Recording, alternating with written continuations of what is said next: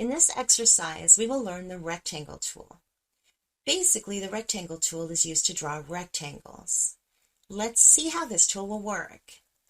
If I move the arrow key here, we can see the rectangle tool.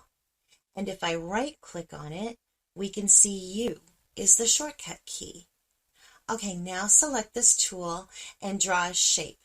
Very simple, something like that. We can adjust the color from it, stroke, and size of stroke.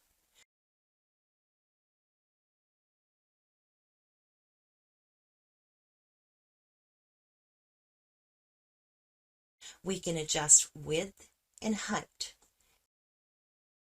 And we can also combine shapes, something like that.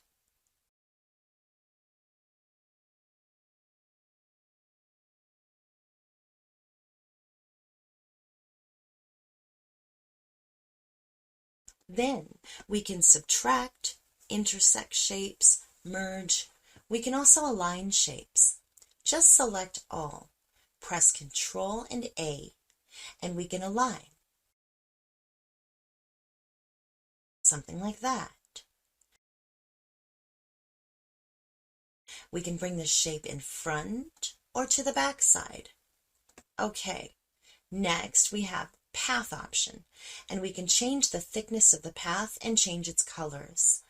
Remember, this is viewed here, but not after you save it.